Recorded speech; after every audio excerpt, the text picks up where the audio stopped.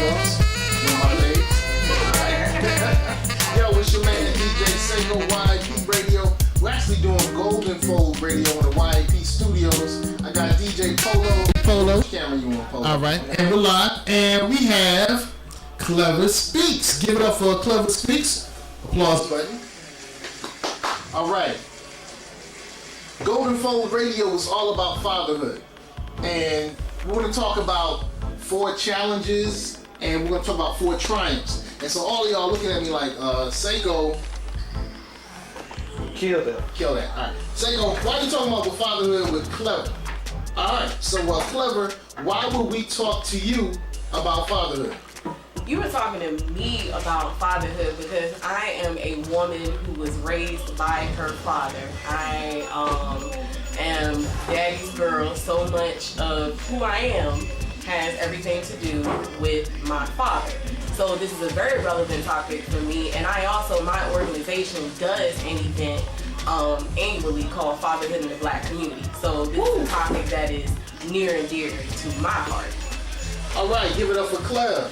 Clever Speaks. So we're going to talk about 4 challenges and 4 triumphs that your father, and the funny thing is you can't really talk for your father, but you can talk about the experience that you had as a young lady growing up with your father. So let me jump right to what will be hitting me in a few years, because my daughter is turning 13 in 2 months. All right, so she's a teenager and you're a teenager. Let's bring it back to you, because it's all about you. It's all about Clever.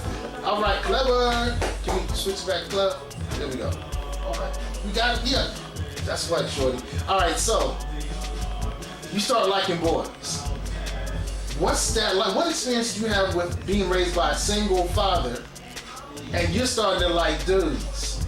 Okay. Which is good. Okay. Well, give it up for that. Give it up for that. When you ask about numbers and challenges and everything, we're gonna work through that. I'm gonna try to get to that. But the whole concept of liking boys with a single father. Previously, before moving here with my dad, I was living with my grandmother, my granny, and my mom. They were much more lenient. Like, I had guy friends, like boys who were friends. They would call me on the phone. We could talk on the phone or whatever. When I moved here to Norfolk, the first time that a boy called the house, my dad hit the roof. Like, he had a fit. I was in 7th grade. Okay. And I was 12 years old, and he was not having that, and that was very different. Excuse me. Yeah, that was very different for me. And I guess one of the challenges, and people may look at this as being minor, but if this is something to kind of help fathers out from, hearing it from a daughter, your daughter's gonna like boys. Okay. And if you, like, my dad went very hard, and trust we're gonna get to all the great things that he did, but he went very hard, and it was kind of difficult for me, and him being a single father, with his daughter, his only child, who's a girl, and the whole family on his back, like, you better not mess it up with our baby. I know that probably exacerbated how he felt, but he was relentless with the boys. He was not having it. And it was hard for me, and we would have our, preteen anger matches here because I would be like, what are you doing? Like, Dad, I love him, What did Dad do when he found out that, how did Dad even know that you were interested in a gentleman? Okay, but I guess we're all adults in here, so this is pre-cell phone time. So if you give somebody your phone number, they gotta call the house.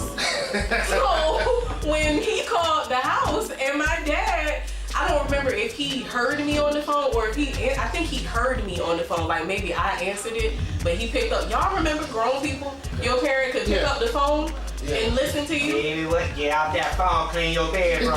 Exactly. So you went through that too, short? Next thing I know, it's an abrupt knock on my door. Like, we need to cut this short. And I'm embarrassed because you're 12 and you're like, oh my God, you just ruined my life. He's gonna tell everybody in school, So that was the challenge, but I do want to say this. If you have a daughter, talk to her about it. Make it open where she can have conversation with you about things that are normal, that are supposed to happen. But with my dad, I also appreciate his protectiveness, because a lot of things that other girls were getting into, I didn't get into it, because he put the fear of Richard Armstrong in my heart, and I was. Now, let me ask you a question. Now, that fear, did that ever at any point in time interfere with another young man's intentions with you? Like your standards, did some young man just say, hey man, look, you're not doing such and such, I can't deal with you. Did you ever run across that? No, and I think the girl and the woman that he raised me to be, and I'm being straight up honest with you about this, I have not had that experience with guys where they were after one thing. I have always had guys that wanted to get to know me, and it never became a problem. But I think a big thing, because of what my dad and my family instilled in me, I think had I met that, I mean, I just had other things going on. So I wasn't seeking love. I wasn't like, oh my God, I need somebody to love me. Right. Like, I was showered with love from my father. Like, I knew what it was like to be treated, with love from a man. So you came with a totally different expectation when you were dealing with gentlemen. And I'm sure that they approached you, because if I know you're a chick that's down for whatever, you won't get whatever. But if you're about substance, I'm not stepping to you unless I have some substance to bring. So. It depends, Seiko, you know that. Well, but Why you say that? Why you say that? My mind is because I can step to a woman that has sense for a come up. All right. Yeah, we've all had our come up chicks. Right. Just because you have sense does not mean I'm not trying to take advantage of you. Well, I don't know. Maybe, and I've noticed something as I've gotten older. I think because I was raised by my father, sometimes I see things from a male perspective. Okay. So a lot of times I had like guys, they'd be my friend too. Like, it wasn't just like I can't talk to her. Like, I would find a lot, I can talk to you a lot. Like, I really can talk to you about stuff. And I think men and people value that when you're able to find somebody that you actually can. You disagree? You give me some kind of. I agree with you, but it's all going back to the intention. I just found people with good intent. I'm just gonna say. How old are you talking? Are we talking we're talking high school and college? I mean, if this is kind of veering from the topic, but if you really want to get into it, I had some guys to be like, I will not go there with you. Like, I value that for a game. But he didn't try it. That's part of the game. But he didn't even try to make the move. Young lady, there's no man that is your friend that is not married that wants to be your friend to be your friend. Well, but let me say this. Now we're kind of going off the topic, but now you're bringing up something that's interesting to me about male and female relationships. If a guy doesn't want to be intimate with you, does that mean that he's bad? No. Because if you're trying to be intimate and run game and then leave or do something like that, but if you have an interest in a woman and you would like to take it to a physical level, that doesn't equal negativity, does it? It's the fear of the negativity being in your mind, not ours. See, because we can conquer and leave. Women can't conquer and just leave. I don't know a woman that can just conquer and just leave like that. You get emotionally attacked. Well, as long as that's not the only reason that you're coming after, and if it is the only reason, then you should state that up front. But I don't get mad. Like, how could I be mad if it's a male who I'm dealing with them or getting to know them, and they, we just have to be upfront about how we feel about each other. Do you think that the experience you had being raised by a father gave you ratchet repellent, game resistance, so you were able to handle those type of situations, or maybe it even presented an aura where gentlemen may not even come to you. And I'm saying gentlemen loosely. What do you think? Maybe my father, my family, period. Because my dad is a big part of my life, and I had, a lot of his family, my mother's family, who all had their hand in the pot with this. So yeah, I mean, how we raise our children, definitely can have an impact on, how they carry themselves. Because I do think men notice a lot of times how a woman carries themselves, how they're gonna go after that approach. Because I've seen some guys, especially when you start going back to younger, when you're saying middle school, high school, that the guy that they were with me and the guy that they were with some other young ladies was like two completely different people, and it was almost like they found refuge with being around somebody that wasn't out there doing all the stuff, which is not a slight against any of the young sisters who that was the situation that they had. Yeah, no, nobody's we perfect. like Lauryn Hill and we like Lil' Kim. You tell I'm old, right? But we don't want our daughters to, be what Lil' Kim was promoting. And I listen to Lil' Kim. I listen to Lil' Kim. I grew up during that time, but I wasn't doing what she was doing. Not at all. Got you. So, how did your father end up with you? You're 12 years old, right? Mm-hmm. And you were living with moms and grandmas. All right, so you had the patriarch and the supreme patriarch in your family, and you were with them. How does Dad end up with Clever? Well, my parents divorced when I was very young, like very, very young. I barely remember them being married. But I had a close relationship with both of them. Both of them went into the military, and then my dad moved here. My dad actually taught me how to, this is telling our age again, when I was like 4, 5, how to make a collect phone call so that I could call him. Because I was afraid to talk to the operator. And he was like, baby, you need to be able to contact, if anything goes wrong or if you need to talk to me, you have to know how to be able to call me. So he taught me how to do that, and I always had a close, he usually would come down and visit, holidays, summertime or whatever. But as I got a little older, they started flying me up here to spend time with him. And one summer, I was here that summer before 7th grade, and I was like, I don't want to go back because I liked being here better than I loved my granny and my mom, and it was hard to leave them. But being here away from, where I was from and the people I met here and the experiences I had with my dad and everything, I just was like, I want to stay. Salute to Dad. Salute. Feminine hygiene. Ways of a woman. How did Dad make the woman that you are? I mean, how did he influence? How did he teach you? How did tampons, douching, all that stuff? I have the best story about this. All right. And I'm just gonna be open with it because we need to be open about real facts of life or whatever. Like the summer that I came up here, that same summer was the summer that my cycle started. And I freaked out. Like I was kind of like in denial, scared, whatever. And then I told him, and he was so calm. Like he was just as cool as a cucumber, and he went to the store, came back, cause I told my mother too, of course. I told her on the phone, but he came back with everything, took care of me, told me what to do. I had, of course I talked to my mom and my granny about it, and they said a lot of things, but my dad, he knew what to get. He was very sensitive to it. He didn't do a freak out type thing, now me being an adult now and knowing what life entails, internally, I don't know what he was thinking, but externally, he held it all together, and I never felt awkward.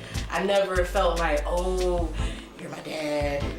What am I gonna say or anything like that. He made it just so normal and natural for me. And even like we had this thing where I would have to give him a list every month of like the things I would need from Walmart or just like lotions, all these things. So those feminine hygiene products, before I was old enough to drive or if I wasn't able to go with him, that would be on the list. So my dad apparently would be up in Walmart or whatever store, with some Always and all this stuff. And he'd just come back and bring me the things that sometimes he recommended when I was little, like some things or whatever. So, and I mean, my grandparents were married 54 years until my grandfather passed, and he has 3 younger sisters. So, and my grandmother was a home ec teacher and a special education teacher. So, I mean, he saw I guess he saw what his sisters Right. went through or whatever, but he made it very natural, very, like, I was never embarrassed. And that's a good thing with dads, like, don't freak out. Do not freak out. It's natural, it's nature. Like, just go with the flow and be there for your daughter. Be ready to answer any questions that she has, and you know, we'll be all right. We're not gonna break. Being as though you were raised with a strong male figure in the household, when you're out, can you identify women that aren't and they haven't been? And if you can, what are those traits? So, you know, a young man that's courting and, you know, maybe want to make a decision about a woman, you might just say, hey, wait, I need to look out for that red flag. Well, first I was saying, all fairness, men and women get affected by not having a father, and one thing that I've had to deal with is the residuals of men who grew up without fathers, and that's an issue too, because just like it affects females in a certain way, it needs to be addressed, the fact that men have pain in ways that they react or don't know how to react or what to do because they are hurting from their fathers not being in their lives, and that's been more of an issue for me. But I guess you're saying some traits. When people are really seeking out love, when it's just like you can't be alone, you gotta have somebody, and you're gonna put up with anything. But I'm noticing now that a lot of men seem to like the woman who will put up with anything. Lazy. Down for whatever. Ain't no mouth, no nagging. Yo, we like playing But it's video not games. We like nagging, playing you know what I'm sex saying? Like, nagging is not good and nobody wants nagging, but nagging and standards, you know, nagging and expectations, sometimes people tend to blur all those things together, and there's a difference between the two. You know, I have standards of, you know, how you should treat me, how I'm gonna treat you, you know, things that will make this situation work or not, versus nagging, just, you know, having nothing positive to say and everything is just, you know, bad. Those are two completely different things. Excellent, excellent. It's YEP Radio, Golden Fold Radio, where we talk about fatherhood. And we have Sister Clever Speaks from Clever Communications. Tell me about that. Clever Communities in Action is my nonprofit organization. And the in action part, people want to say Clever Communications or whatever. The in action was so important to me because like you said, I'm a community activist, and if you are involved in the community, if we have a stake in our community and in our lives and the future generations, we have to be in action. There's a lot of talking. Like, this organization is about doing, getting the work done, seeing a void, and not just sitting back and talking about it and complaining about it. We are in action. We are making changes. So the organization primarily focuses on youth and literacy and just life skills to improve their lives. There are several programs that I have, and one of the main fundraisers I do is the Black History Month Youth Book Drive, in which over the last 4 years, in the month of February, I've raised over $5,000 and put over 800 brand new books written specifically for Black youth into 6 local elementary schools. Grassroots movement. Just went to the people and like, hey, I want to put these books in the schools, and got the money coming in. You see the void, you see that it needs to be done there, you go and do what you have to do to fill it. We do the Fatherhood in the Black community movement. I have a hip hop program that we do, teaching the youth about the true culture of hip hop, where we also focus on leadership, teamwork, responsibility, self-esteem. Hip hop. And just a plethora of other things that are going on. I always have my hands in something trying to uplift and inspire the Black community. Gotcha. I got one more question for you. How do you feel, the community activist, we're talking about fatherhood, how do you feel about the slave system that is child supported? As a woman, as a Black woman. And I'm just give you my side of it first, and you tell me how you feel. I feel that the child support system is designed to break the man, especially the African American man, the poor white man. It does not promote taking care of your family. For instance, if any human being worked 9 to 5, 40 hours a week, and your check was $1,000, even if you got kids, if they took $700 out your check, you gonna feel some type of way about it, and you're not gonna want to pay. It's natural. Now I submit that if we change it and say instead of me taking $700 out of your check, we're gonna tell you, hey, this child needs 3 loaves of bread for the month. This child needs 2 gallons of milk, 4 cartons of eggs, and it makes a man feel like a man, like he's providing instead of being wrong. So that's my take on what. How do you? First thing I want to say is I feel and I respect your pain, like definitely. No, I'm dead. Do you hear a BUT coming up? No, I'm dead serious because I try when it comes to these male-female things in our community to be as balanced as possible because I am a woman, but at the same time, like I'm about our community in totality. I believe that the child support thing probably, there are unfortunately some men who do nothing, and we can't forget about that. But there are a lot of men who do a lot who end up being hemmed up. And this is what I'm going to say to that. As long as we continue to look at the system to try to make things right, it's never going to change. What needs to happen is some healing and conversations between black men and black women so that we can figure out how to get back on the right path where maybe we have less situations where we end up even needing child support. And then if we do have a situation where there's child support, feelings we walked away from a situation as adults who respected each other and had something and showed each other mutual respect is over, feelings are a little hurt, but we can move forward and raise our kids. And that's what we gotta stop looking at them because they don't have your best interest at heart and my best interest in heart, your kid's mother or your kid's best interest in heart. We have to do the healing. We have to do the work. The court system does not care about you. I guarantee you, I just met you today, I care way more about you than the court system does. So we gotta get together and work on, how we interact with each other, how we see and view ourselves. What are our expectations for anybody that we get involved with? Like, what do we expect of them? What do we expect of ourselves? What are we bringing to it? Not just what we're taking from it. And if we can heal as black men and black women, the court thing, like we ought to have our own freaking council, elders or whatever who can come together and be like, let's mitigate how we gonna, do it. We got to pull our communities back together. Communities in action. She said screw the system. How old are you? Go ahead, girl. I'm old enough, like my granddaddy used to say, I'm old enough to vote. Yo, Clever is on point, dude. Alright, Yo, brains and beauty, she got it. So that's Thank you. I love my people, and I'm loving the energy from this conversation. But please give me the opportunity to say the good things about my dad, because I said the things about the boys and all that.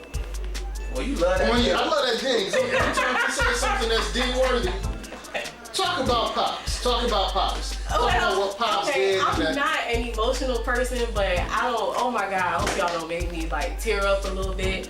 But my dad put me first. My dad put me first with everything. When he dated or anything, like I came first. And I knew that, and I never ever had to wonder where he was, how he felt, if he loved me, or anything along that line. And I noticed growing up that you look back and you see how much of an effect that had on your life, that knowing your father was there. Later in my life, my dad, he got ill and we've had some challenges and different things have occurred, but that foundation that has been set, it never ever can be taken away. And so he was there, he taught me, he just little things I look at like making me more responsible. Like before I was more spoiled, and I was still spoiled, but in a different way. It was like, you gonna get up and you gonna iron these outfits for the week. You're gonna get up, you're gonna learn how to, cook this food. He taught me things and he made it fun, and we laughed and we joked, and he was very strict about things, but we still had our fun. And he told me, he was like, he was really a stickler about time. If I'm supposed to be back at this time, then I had to be back at that time. And I felt he overreacted. Later in life, he told me, when you were gone out, until you came home and closed the door and I heard you go in your room, I didn't sleep. So he was like, you know, I could hear ambulance or anything like that. He said he slept light. And I see some parents now, and you might say that's overboard for him to be like that, but I see a lot of parents who aren't that in tune to what's going on with their kids. And so to know that he loved me like that, and his family and the rest of my family, but even my dad's family, like growing up, I lived in one part of Alabama, and my dad's family was from a different part of Alabama, not too far away, but most of the family was spread out in Alabama and Atlanta. And during the holidays, you know, somebody, one of my aunts or uncles would come and pick me up to make sure that I got down there with my dad's family, because that's where I spent the holidays, or in Christmas or whatever. And I was that important. Like, I felt love, and when you look back now, I'm like, well, y'all went out the way. But it was that imperative that this 8-year-old was there for this family celebration. And that, you know, I grew up around love. And when you grow up around love and you are not seeking love, like love is there and that's what you know, it affects I think it may affect who you draw, like the type of people that you draw to you and how you treat people as well. Wow. All right, y'all. Clever Speaks from Clever Communities in Action.